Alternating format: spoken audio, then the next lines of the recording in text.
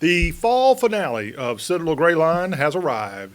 Hello, welcome in as we wrap up our 16th year of talking all things Bulldogs. John Rawl is my name, and let me take this moment here to thank all of you for being along for the ride as we've cranked out a tough year. It's been an 0-11 season on the gridiron, and you have joined us each and every week to be part of this as we've tried to make some sense of a very tough Bulldog football season.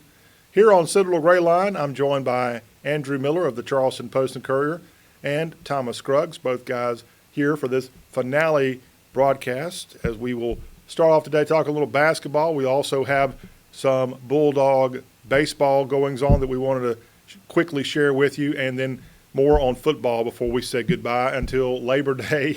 Man, that's a long time from now. Labor Day week of 2024. This program presented in part by IPS Packaging and Automation. If you're cheering for the Bulldogs, then I want to make sure you know all about this true champion of Bulldog athletics on and off the field, IPS Packaging and Automation.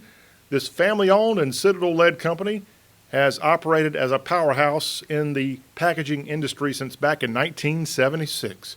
Clocking over 4 decades in the game, IPS Packaging and Automation stands tall as a leader in the packaging products, automation equipment, and top-notch service business. IPS plays a crucial role in the packaging processes of countless businesses and manufacturing facilities across the entire country. And a fun fact, IPS Packaging and Automation has been a proud sponsor of Citadel Athletics, including Citadel Gray Line, for more than a decade. Discover what they can do for you. Go to ipack.com, that's ipack.com, and learn more, or go to the phone number 800-277-7007, 800-277-7007. IPS Packaging and Automation is a proud supporter of Bulldog Athletics, and we, again, thank IPS Packaging, and you saw some of the other great sponsors that have been along the way with us this year, including Franklin Plumbing and Drain Cleaning and Columbia SC, Daybreak Adult Care, and Pedigo Electric Bikes. Plus, we have y'all.com, presenters of the daily talk show, The Y'all Show, FYI. All right, let's move into some Bulldog athletics talk as we begin this finale for the fall of 2023. And we've got Andrew, who attended Tuesday's big win. Let's start off with a positive thing for the first time, a Bulldog victory, Andrew. How about those Bulldog basketball dogs as they got a big victory against Charleston Southern? Yeah, well, it was not only a big victory, but a convincing victory. And, you know, one of the things that Ed Conroy, the head basketball coach at Citadel, has said from the beginning of the season that he finally has a team that looks like a basketball team and not a cross-country team. I mean, the transition from what Duggar liked to do, shoot a lot of threes, get up and down the floor, not play a ton of defense, to what Ed likes to do, which is kind of more of a half-court offensive system here. I think that transition is going really well, and last night was kind of the fruits of their labor, so to speak. And the two biggest guys that they brought in, the two graduate transfers, Quentin Mallory Brown from Vanderbilt and Winston Hill from Francis Marion and from Presbyterian College. They both had double-doubles, and then I thought the guards, A.J. Green, Madison Durr, and Elijah Morgan all played really well. And as I've kind of said, I'm a little bit bullish on the Bulldogs this year. I think that the basketball team's going to be, you know, around 500, you know, give or take a game, a couple of games here and there, and they'll be about 500 in the SoCon. If they're above 500, that would not shock me, especially after the way they played last night. So I've seen them play against a pretty good Boston College team, and again against Charleston Southern. Again, probably not the greatest Division I team out there, but still kind of a crosstown rival. And they manhandled him and dominated him in the paint. Excuse me. And then their guards played really well. So a really convincing, all-around good performance there for the Bulldogs last night. A 29-point win Tuesday at McAllister, beating the Bucks 81-52. Up next, a trip to Greensboro. They've been spending a lot of time in the Greensboro, North Carolina area lately. They will be up there this time taking on the Aggies of North Carolina A&T. That is a Saturday game, 2 o'clock tip-off there at North Carolina A&T. Kind of odd to go to a SoCon town and play another team, but that's the case here in North Carolina A&T this week. Bulldog basketball is doing so well that this guy right here has already booked his arrangements to show up at McAllister and root on the Dogs coming up in a couple of weeks when they will be taking on, well, actually it won't be at McAllister. They'll be at the College of Charleston December 14th, and Mr. Thomas Scruggs will be flying in for that game. Yes, sir, John. I'll be there loud and proud. My niece, who is a Cougarette dancer, she usually helps us with tickets. So I'm taking my mom down, actually, on the 14th to watch the Bulldogs hopefully pull out a victory. I'll be in enemy territory with my Citadel blue on. Yes, and what will your niece be wearing in that game? I'm sure her COC Cougar dance outfit. Oh, okay, I thought she might be honoring you that particular game and wear that Citadel blue. I don't think so. All right. Well, that's have you been to a game there at whatever they call that place, TD? Yes, I've been to several games there. I went to the North Carolina game. Was that last year or the year before? I went to watch that. Previously, they have a tournament, preseason tournament there every year, or beginning of season tournament.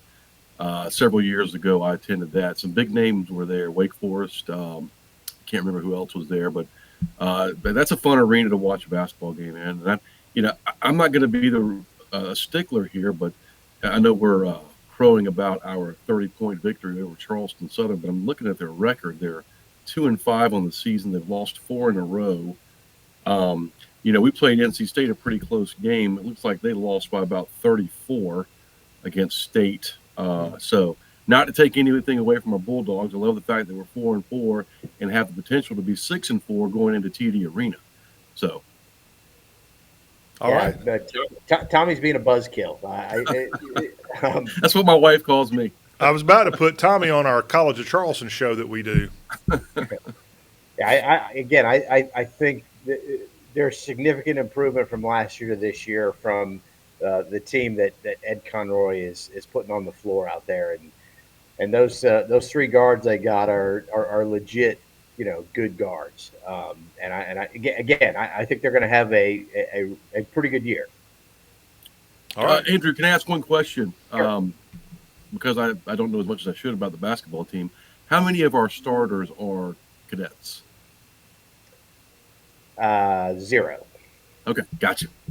So you got the 3 graduate transfers: Elijah Morgan, Winston Hill, and Quentin Mallory Brown. They're all graduate transfers. And then the 2 kids that went through the knob year last year, AJ Smith and Madison Durr, I think are part of that sophomore program where you're not. I don't think they're in the Corps of Cadets, but they are sophomores, and they did go through the knob their knob year at the Citadel. Now, all the freshmen that got come in there, they're going through the same thing. I have not heard of that one. So you got people now going through a knob year, then becoming civilians? Yeah, because they brought in enough college credits that this was kind of and again, I've had different people tell me different things, but it's a certain amount of class credits that you can acquire, and this went into last year's freshman class. Mm-hmm. There are a couple of football players who have done the same thing, so they're not part of the Corps of Cadets as far as I know. I will get that confirmed, but I'm pretty sure that's the case. Okay. Andrew Miller, again, we want to remind everybody, for Andrew's sake, that you can catch up on all of his writing about Citadel sports by picking up a copy of the Post and Courier. Go to postandcourier.com. And also, reminder that Andrew can be followed on X at @APMiller_PNC. @APMiller_PNC is how you can keep up with him throughout the year. And a reminder that you can text us here, pick up that telephone, and reach out to us here on the Gray Line by texting 843-779-8496. In fact, we'll be checking that line throughout the entire year as we're trying to gear up for a big 2024 season. Tommy, there actually might be a victory coming for Bulldog football in 2024, and we want to be here to cover it. But now we want to hear from you. I know, Tommy, you worked very hard in the offseason to get some great sponsors, lined up some new sponsors. This year we had Franklin Plumbing and Drain Cleaning as one of our great sponsors, and this is a company based in the Columbia area that offers full-service plumbing, gas, drain, and sewer services then they have a 24-hour emergency service available Monday through Thursday. Go to franklinplumbing.sc.com, and if you do, you'll see a $250 off coupon for a sewer replacement. Just what you've always wanted, a sewer replacement. Check it out, franklinplumbing.sc.com. Thank you for lining them up, a great Citadel-led company. Glad to do it, Johnny. Okay, glad to do it. And seriously, I've always known that you wanted that sewer replacement for Christmas, so it's coming your way. franklinplumbing.sc.com.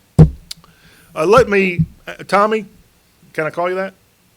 Sure, Johnny. Okay, all right. Tommy, you and I have been talking a lot. Are we done with basketball, Andrew? Have we covered everything? Well, I was going to mention that the College of Charleston game, obviously they play Pfeiffer next week at home, and I agree with Thomas that should be a win. I think NCAA that should probably be a win as well. You're right. So I think they could be 6-4 going in the College of Charleston, and I think they have a legitimate shot to beat the Cougars. And one of the keys, I think, and if you're a Bulldog fan here, is how many threes, how well does the Citadel defend the three-point shot? That's really the key to the College of Charleston. And the number you want to keep in mind is 10. That's what they kind of average last year, a year ago, when they were, a nationally ranked team and went to the NCAA tournament, the College of Charleston, that is. If the Bulldogs can keep the Cougars from making 10 threes, I think they have a very good chance of beating them. And if the Cougars only make 5 or less threes, then I think the Citadel is actually going to win that game. So that's going to be the key to me for that game going into it is how well the Citadel defends a three and how well the College of Charleston shoots a three. Well, Thomas will be there for that College of Charleston game. And, Thomas, if the Bulldogs end up coming out victorious, your niece might transfer to the Citadel's dance team. How's that sound? I don't think so, John. How would she do in the fourth-class system? Oh, she'd do well, I'm sure. Okay. I don't think she wants to wear a cadet uniform. I understand. Evidently, a lot of Citadel athletes right now feel the same way. That's right. All right, can we talk about football? Is that okay, Andrew? Sure. All right, so let me do some housekeeping from last week. So we post our show at the Lords of Discipline message board, and we posted last week's show kind of recapping what happened with an 0-11 season. M. Ryder 46 is on that message board, and he writes, I listened to this show today, feel better. Miller, that would be Andrew, believes offense was the weakness much more than defense, mostly players. Number one quarterback played a game and a half, lost first 3 running backs. He keeps basically summarizing last week's show. M. Ryder 46 does point out that maybe Maurice Drayton was correct when he said we weren't a good team not longer after we were without first quarterback. Anything you want to clarify, put out there further, Andrew, on M. Ryder 46 comments? Yeah, I think moving forward from what I've been told, again, I believe that there will be help coming in at quarterback next year. And Dustin Fletcher, I think will be back. I think that's a good thing. And then there's another transfer portal quarterback perspective that I keep hearing about. That if he comes here next year, that's going to make a big difference as well. This kid's a proven winner. He has won at the highest level in college football. So if he comes and plays here, that he's going to be a game changer. I think the other thing that the Citadel has to do is I have to find a legitimate 3-down running back offensively. And I think if they do that, they're going to be okay. They're going to be able to move the ball and run this offense the way they've been wanting to run it from the very beginning. And I don't know if you guys have noticed on social media, but it seems like every VMI guy that's entered the portal, the Citadel has offered. So there could be a couple of VMI guys coming down here and playing as well, which would be really interesting, especially that their wide receiver I thought was really good for them last year. Any clue of why VMI guys are getting out of Lexington?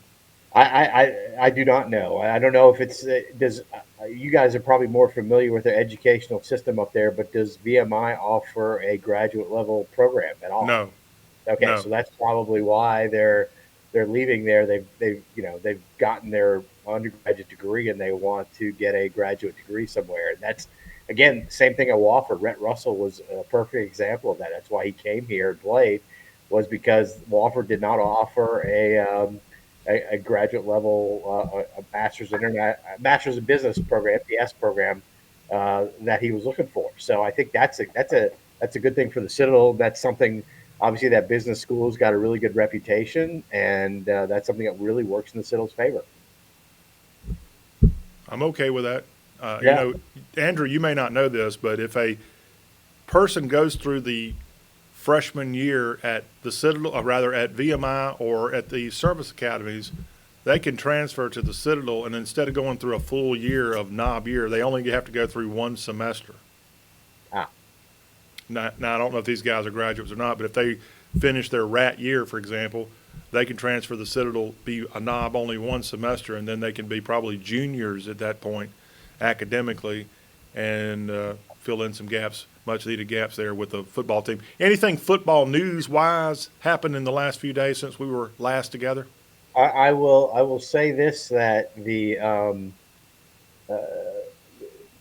freshman no, let me rephrase that. The recruiting class that will come in next year will be very interesting. If again what I'm hearing is true, it will probably be an even mix of freshmen and graduate students.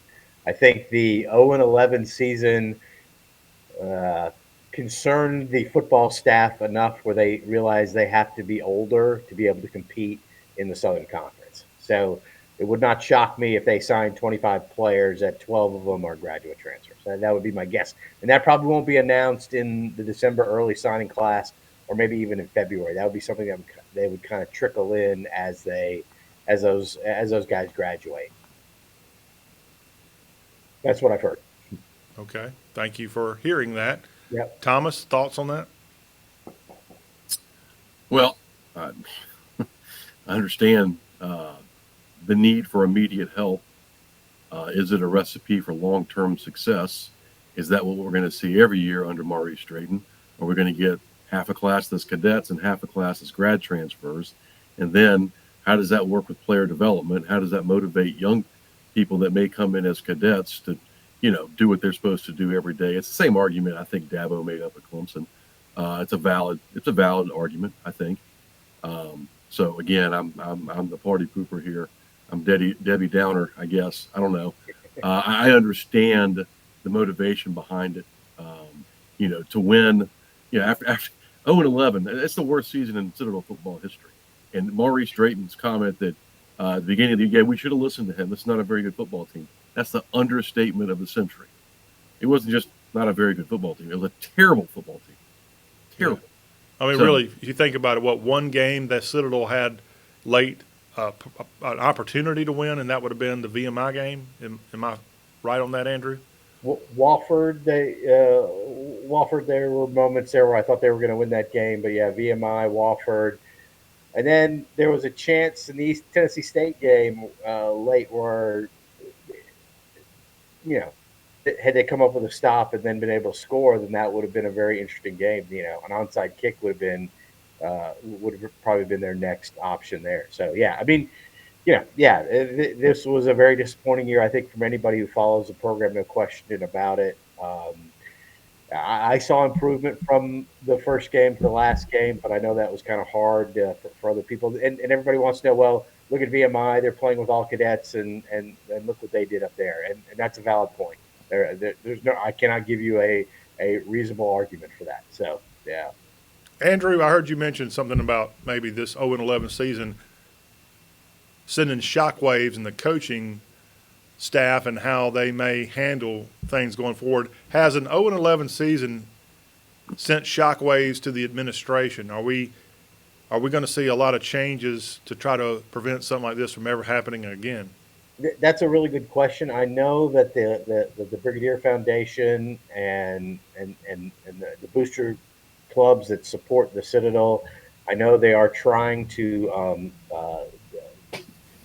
fundraise more money so that they can help with some of these expenses that the players have. And I know feeding the players in the mess hall has been one of the issues, and I think that has been cleared up. I think that's going to be the players will be able to eat in the mess hall moving forward. So I think all those are positive things. I think from what I'm hearing from the football staff is that they're getting the right response from the administration. It's just now are they going to be able to follow through on some of the things that they want to do? And typically, when an 0-11 season, changes happen instantly. Have you seen any of that? Has there been any kind of change, let's say, with the football coaching staff? Have you heard about athletic department changes? I've not. I don't think any coaches are going to get fired. If Okay. that's your question, Yeah, I that is think my question. I don't. I mean, will coaches leave? I would assume so. I'm assuming that a couple will leave, and then also the other thing that I've heard is that some guys will be reassigned to other positions and other responsibilities. Yeah, well, we just saw an NFL team in the Carolinas fire their coach not even before Yeah. the season was over. I know this isn't the NFL, but And how has that worked out for Dave Teppett over the three coaches that he's fired? It hasn't worked out real well for no, him. it hasn't worked well. I mean, Again, you gotta give a guy a chance. Let's give him a chance. Yeah, this was not obviously not a good year at all, and we'll see where we are at the end of next year. That'll give us an indication, I think, of the kind of program that he can build there. I will say this: you're going to get more opportunities next year to play more games because you guys are going to play 12 games next year, which I did not know until this morning. how many home games? That I am not 100% sure of. Whatever. Let's see. You got 4 home games, so I think you'll have 6. Yeah, Because I think isn't South Carolina State probably one of the home games? right, South Carolina, your non-conference is going to be you're going to open up on the road, if you can call it that, up at Charleston Southern, and that's going to be on August 31st, as far as I know. So I think your guys are playing week 0. And then it's North Greenville and SC State, and I don't know if that's the right order, but those both should be home games. Then you're on the road at Clemson, so you should have 6 home games total. So 12 games total, which I didn't know that FCS schools could play 12, but I guess they can. You know, everything's kind of messed up these days, Andrew. Come on. And Andrew, Thomas was over there going out in the dark. Thomas, have you seen the light? Are you back in the light now? Yeah, sorry about that. We have these, occupancy sensor lights like most modern offices do. Sorry, I guess I wasn't moving around enough. I thought the administration already had an eye on you and shut you down there. That would be the Citadel administration. They're coming for me next. Don't worry. Thomas, what, in your opinion, are some of the best things that the Citadel could do to try to keep an 0-11 season from happening again? Well, that's a tough one, John. Well, that's why I ask you. Yeah. Again, I'm concerned about quick fixes. Quick fixes usually don't work. Okay. I'm concerned that that quick fix will become a long-term trend. So I think we've discussed previously on this show that we understand there's going to be a certain percentage of every recruiting class is going to be from the transfer portal. That's reality now. That ship has sailed. We'll never see, Citadel athletic teams again that have 100% cadets. So us old crotchety grads need to learn to coexist and live with it. Or pull I for would another like team. to see some. What's that? Or start pulling for another team. I would like to see some accountability within the coaching staff. I think the message that nobody is going to be. Andrew said somebody may be reassigned. So I do think it's obvious to every Citadel fan that our problems this year were not just with the Jimmies and the Joes. You definitely had problems in that locker room, that coaching staff. I think in order to encourage the fan base, we're going to continue to support the Bulldogs no matter what, right? But bottom line is, if Maurice wants, our enthusiastic support, we need to see people being held accountable for an 0-11 season, for the worst football season in Citadel history. That equals empty seats in the stands. Not as many donations. Not me personally. I'm not going to punish the players or the staff for that. But as far as motivation for us, we just need to see some level of improvement next year. We need to win a couple games, right? We need to be able to score, right? We need to see improvement. I saw zero improvement in a lot of areas between week 1 and week 12. And I think most Citadel fans would say the same. So show us some progress. All right, good point. I will also make sure to put this out there for everybody to consider. Some of these risky things that we're talking about that Coach Drayton's considering in 2024, bringing in a lot more graduate-type students. Look, the baseball team has already done this, and it didn't work out too good for Coach Skole. I remember in the Balcom area, he had a bunch of transfers coming in, and also even Brent Thompson had a lot of transfers, trying to plug them in key positions. I know that, Thomas, what he just said is absolutely true. This is something that is going to be the way it's going to have to be going forward. But they've tried to have these Band-Aids before, and at least thus far in the past, it really hasn't worked out all too well. And so don't look for a miracle in that opening year that it looks like Coach Drayton's going to release the hounds on transfers coming into the football program. Andrew, anything else football before we move over to baseball real quick? No, I just, I think the first 3 games of the season, as I understand the season starting, will be Charleston Southern, North Greenville, and SC State, all winnable games. I certainly hope that they have a winning record after those 3 games, and I think they will. All right. One football-related thing I wanted to ask you about. We have at least one Citadel alum in the NFL with the Tampa Bay Buccaneers. Raleigh Webb, is that – because I saw Raleigh at the game and – he was with the Miami Dolphins. He was with Miami, yeah. But he was. He must not be there anymore unless they had an open week. Yeah, I can't remember, but I thought somebody else had picked him up. So okay, yeah. He may have. I'm not sure. I know at one point in the season he was with the Dolphins practice squad. Yep, for sure. Because he was down there with Robbie, who's changed his name a couple times, Robbie Chosen. You know who I'm talking about? No. He was with the Panthers like 2 years ago, and he's the one that they threw out of the game because he was acting like a knucklehead. And then he changed his last name to Chosen. Anyway, he was on that same practice squad as a receiver alongside Raleigh Webb. D. Delaney is who I was trying to think of was with the Bucs. I thought we were going back to the Tommy Suggs, Tommy Scruggs. No. No. D. Delaney has been with the Buccaneers this year, and hopefully he's still on the roster. I hadn't really kept up with them lately. But D, if you're on there, good luck to you in the postseason. As this is our final show for the year, we won't be able to keep an eye on our Citadel football alums going forward. I do want to talk about baseball. Andrew, help me out with that Citadel volleyball team. I do believe they did not make it to the NCAA postseason, but they did make it to a postseason. That is correct. The NIT basketball volleyball equivalent, they're in that tournament. That begins Friday. They play East Carolina. I'm going to have a story in Friday's newspaper about that, if people know what a newspaper still is. Yes. But talked to Coach today, and I can't remember McKenzie's last name, but an outside hitter for the Lady. You don't call them Lady Bulldogs anymore. For the Bulldogs, they are feeling pretty confident that they can make a little noise in this tournament. So hopefully that they'll get in here or there. Drew, just curious, why can't you call them the Lady Bulldogs? Well, that's inappropriate to do nowadays, and I actually. I'm not, as progressive as I am, I actually agree with that. I think, why are you a lady bulldog? Why aren't you just a bulldog? Bulldogs are bulldogs. Why can't they, there are female bulldogs and there are male bulldogs. So, you're just a bulldog as far as I'm concerned. Well, good luck to the Lady Bulldogs in the NIT tournament. All right, so they didn't make it to the postseason in the NCAA. That was a bummer, but good luck to them. And hey, it's a banner you can hang in McAllister Fieldhouse.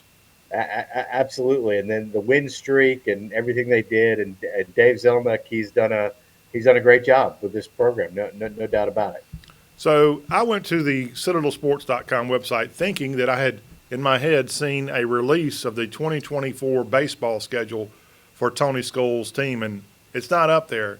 I could have sworn I saw that, or maybe I'm just getting lost in past seasons. What can you tell us about this Bulldog baseball team, which will be up and practicing soon and getting their season going in mid-February? I was going to say not a whole lot. I'm sorry to say, and I think that I saw a schedule release for the College of Charleston, but you're right. I have not seen one for the Citadel. And here's an embarrassing moment in my life that I'm going to actually relive now in person. So I was at the Boston College game, and Dan McDonald, you guys know Dan, who played at the Citadel, coach at the Citadel, coach at Louisville. Came up, and I covered him a little bit when he played, and then obviously when he was an assistant coach under Freddie Jordan. And Dan came up to me and could not have been nicer. He was in town. I guess they were having a reunion. I think that was the Wofford game, if I'm not mistaken, that they were playing that week, and just couldn't have been nicer. And then Tony comes up to me, and I stick my hand out and I say, "Hey, I'm Andrew Miller with the Post and Courier." I didn't realize it was Tony because he was in a suit and he wasn't in his baseball attire, and he like combed his hair, and I totally didn't recognize him. And I apologized to him like 20 times, but I'm so embarrassed that I didn't recognize. It's like you see somebody out of their element, and it just I'm an old man, and I'm totally embarrassed by that. So Tony, if you ever watch this, sorry again, but it was so funny because I just stuck out my hand like I was going to make an introduction. I thought it was Dan's buddy from Louisville. I didn't know who it was. And obviously those guys are great friends and played on that team together. But it was so funny. And I'm still embarrassed to this day about that. That's okay. We'll forgive you. It's like seeing John without a bow tie. I don't recognize him. Yeah. None of that bow wise tie guy. on. I don't know who he is. Got a wise guy here on with this on the gray line. But, all right, well, we don't have a schedule, but, man, we sure hope their team improves because they were not so good last year, dead last in the SoCon. Yeah, and he did bring in a couple of transfers, some relief pitching, some pitcher guys who had actually lived here locally on the team came in. I thought did a pretty decent job, but it just didn't. And Tony and I talked about it. They just couldn't get those timely hits when they needed them. They would be in games. The pitching would be pretty good, and then they just couldn't get those timely hits. And hopefully those bats light up for them a little bit more this year. Thank you, sir, for that information. And, Tommy, you going to make it to a baseball game this year? I sure hope so. Well, we need to remember also that Tony lost over 500 games at East Tennessee State. So the seasons we've seen, the past few seasons were pretty similar to what we saw there. And I'm not speaking to Tony's coaching ability. I know it's tough to recruit at a place like the Citadel, absolutely. But, yeah, we've got some of my son's former travel ball teammates play for the Citadel, so definitely try to get down there this spring to watch some games. All right. Well, sounds like you're going to be a busy guy traveling around at least South Carolina checking in on those Bulldogs, sir. That's the only place to travel around, John's within the borders of South Carolina. Yeah. It's a nice place. You should hang out there more often. Well, guys, anything else as we wrap up this amazing 16th year of covering Bulldog sports? Anything else you need to get off your chest? No, I think there's some optimism for the 2024. I think it will start with the Citadel basketball team, and I see good things on the horizon for the football team as well. I'm just hoping by the time we're back on here around the Labor Day week, I guess you told me they got a week 0 game, so we better be back on the air late August of 2024. Hopefully we can report on some construction going on the east side of Johnson-Hagan Stadium. Now, that would be one heck of a Christmas gift if something like that came through, and we would have a more legitimate football stadium to play our contest in. That would be good to me. Does that sound good to you there, Tommy? Yes, Johnny. It's quite embarrassing right now to look at the east side. So definitely need to fast forward that construction. Yep. Scruggs Stadium has a nice ring to it. All right. Thank you, guys. Andrew, have a wonderful time off and a wonderful upcoming holiday season. And thank you so much for your now second year you've been on the show. You know, you're getting those years locked in here. I appreciate it. Hey, thanks for having me, John. I've enjoyed it all year long. All right. Thank you. We'll see you in late August. And Tommy, thank you, sir. Hey, one more thing. Brag on your classmate and good friend Coker Day. He's also helped bring us our shows this year. Yeah, we really appreciate my classmate Coker Day sponsoring the show with his businesses here in South Carolina. That's adult daycare services along with Pedigo Bikes in Soda City. So very grateful for that sponsorship from my classmate And Coker. Thomas, I think you need to get me a Pedigo bike for Christmas. It would be great under my tree. You've been asking me for Christmas presents for a long time now, John. Coker will help you out. He'll help you out. It's on the way. Pedigo Electric On the way. Bikes he's got locations in both Soda City, West Columbia, and in Aiken, SC. Go to PedigoElectricBikes.com and learn more about Coker Day's Pedigo Electric Bikes. And then for his Daybreak Adult Care Services, it's daybreakcare.com. They do a great job taking care of folks across the Midlands with Alzheimer's care, dementia care, respite care, and more. Thomas, you have a great Christmas, and we will see you in 2024. Yeah, that's it. Have a great one, sir. Yes, sir, John. You do the same. All right, I will. And I thank all of you again for being a part of Citadel Gray Line. Have a wonderful holiday season, and we'll see y'all right here in the new year, but it won't be until late August as we get ready for year 2 of the Maurice Drayton era of Citadel Sports. Until then, fall out and go Bulldogs.